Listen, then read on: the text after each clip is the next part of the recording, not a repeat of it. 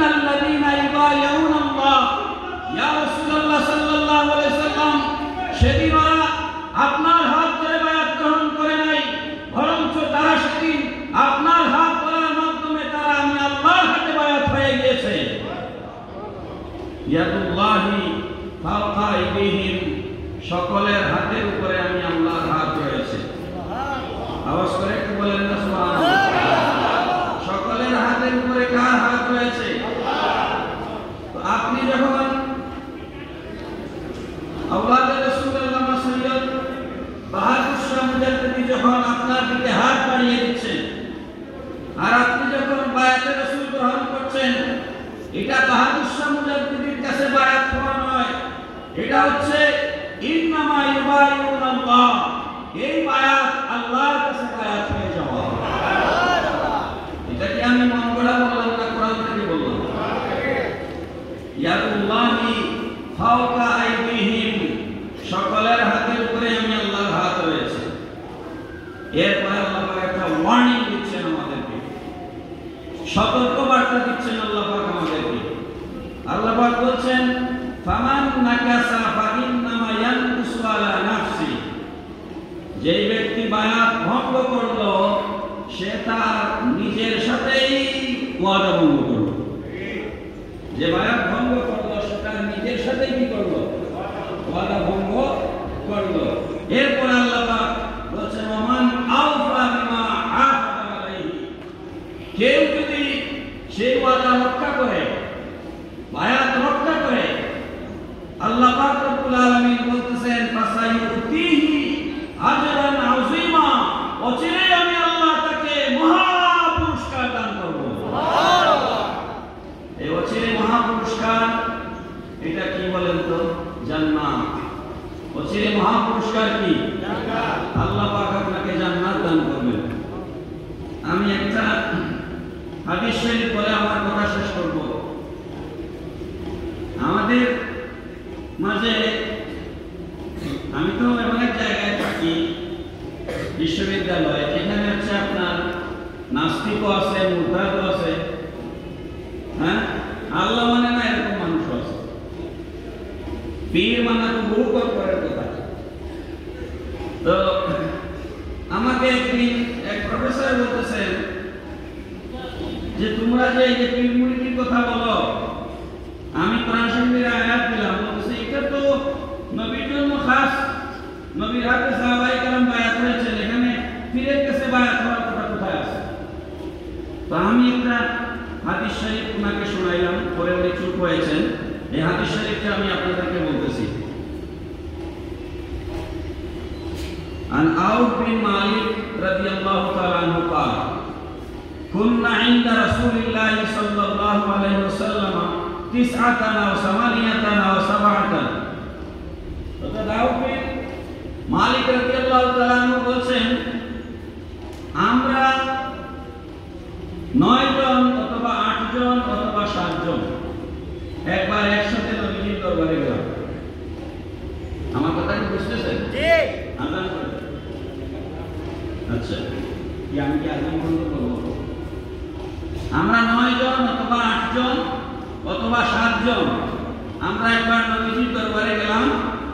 فقال, নবীজি বললেন আলা তুবাইউনা রাসূলুল্লাহ, নবীজি বললেন তোমরা কি রাসূলুল্লাহর হাতে বায়াত গ্রহণ করবে না? তোমরা কি রাসূলুল্লাহর হাতে বায়াত গ্রহণ করবে না?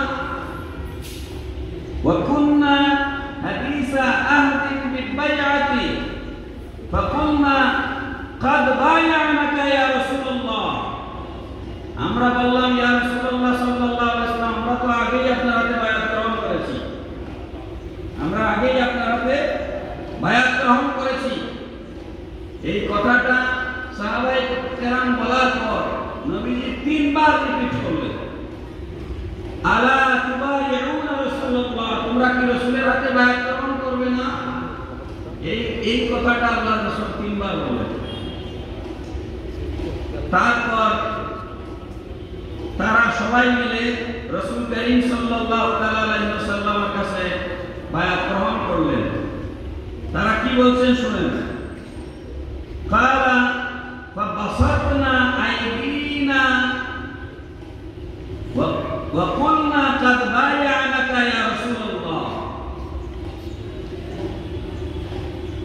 فعلى ما نبايعك قال على تعبد الله ولا تشرك به شيئا والصلاة وآتي الخمس وتطيع وأسر كلمة خفية ولا تسأل الناس شيئا.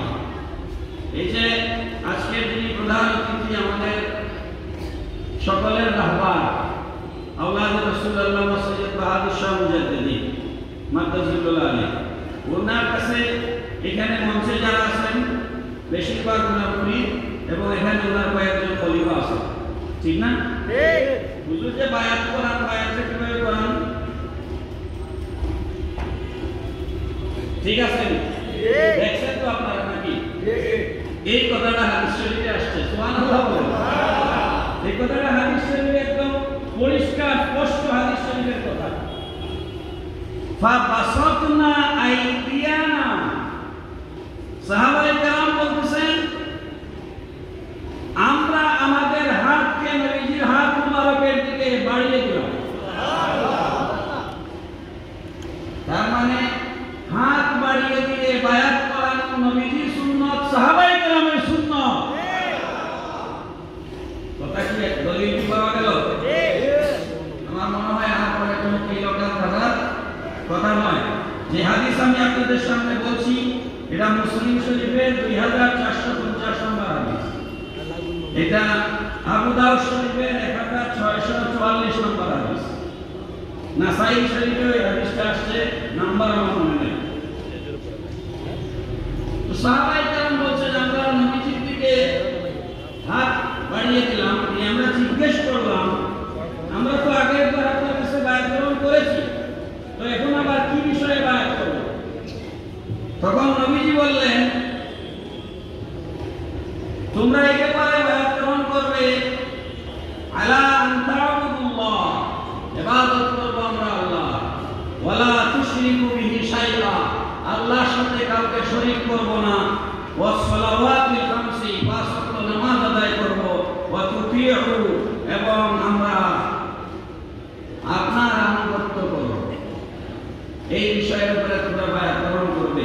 ওয়া আসাররা কালিমাতান খাফিয়াতান, আর আস্তে আস্তে ভয়েস নিচু করে নবীজি কণ্ঠের আওয়াজ নিচু করে আমাদেরকে একটা বিষয় বললেন, কানে কানে বলার মতো বললেন লা তাসআলুন নাসা শাইআ, এই বায়াতের পর খবরদার কোনো মানুষের কাছে কোনো জিনিস চাইবে না, অর্থাৎ কোনো মানুষের কাছে হাত পাতবে না।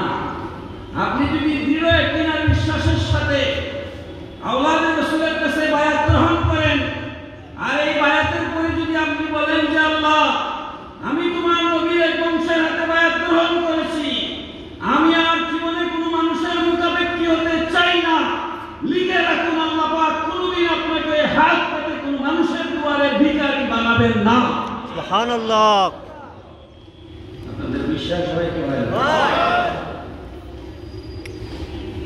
যাই হোক, এখন আমি যেটা বলবো বলে শেষ করব সেটা হচ্ছে পীর মুরিদি। আমি তো পীর না, আমি মনে করতেছি আমার দায়িত্ব, এই জন্য বলতেছি। পীর মুরিদি আপনি যখন মোশাররফ হোসেন আলী সাহেব বলে গেছেন, আপনি যখন কারোর কাছে বায়াত করছেন তার মানে হচ্ছে আপনি আপনার সত্তাকে, আপনি আপনার অস্তিত্বকে, আপনি আপনার ইচ্ছাকে, আপনি আপনার আকাঙ্ক্ষাকে আপনার পীরের কাছে বিক্রি করে দিয়েছেন। সেটা যদি আপনি মনে করতে না পারেন তাহলে আপনি বায়াত হন নাই। আপনি হয়তো দেখাচ্ছেন বায়াত, কিন্তু আসলে আপনি বায়াত হন নাই। এখন আপনি পীরের কাছে বায়াত হওয়ার পর পীরের কমান্ড যদি আপনি না মানেন তাহলে আপনি কি মুরিদ? আপনি মুরিদ নন। এই জন্য সংক্ষেপ কথা আমি আপনাদেরকে বলছি, আপনারা যারা আওলাদে রাসূলুল্লাহ সৈয়দ বাহাদুর শাহ মুজাদ্দিদের কাছে বায়াত হয়েছে, আমি দায়িত্ব নিয়ে কথাটা বলছি, আপনি আওয়ামী লীগ করতে পারেন না, আপনি বিএনপি করতে পারেন না, আপনি জামাত করতে পারেন না, আপনি জাতীয় পার্টি করতে পারেন না, আপনি চেয়ারের বাইরে অন্য কিছু চিন্তা করতে পারেন না, যেহেতু আপনার পীর নিজে রাজনীতি করেন। আপনার পীরের রাজনৈতিক দর্শন এবং চিন্তার বাইরে যদি আপনি অন্য কোনো কিছু চিন্তা করেন, অন্য কোনো প্রার্থীর পেছনে সময় ব্যয় করেন, অন্য কোনো মার্কার পেছনে সময় ব্যয় করেন, তাহলে বুঝা গেল আপনি আপনার পীরকে অগ্রাহ্য করছেন, আপনি আপনার পীরের হুকুম মানছেন না। এই জন্য আপনারা ভুল বুঝবেন না। আপনারা আমরা সবাই তাই হাদিস মুখস্থ, বা আমরা সবাই এটা জানি আলেমগণ নবীর ওয়ারিস। আলেমগণ নবীর কি ওয়ারিস? নবীর ওয়ারিস। ইন্নাল উলামা ওয়ারাসাতুল আম্বিয়া।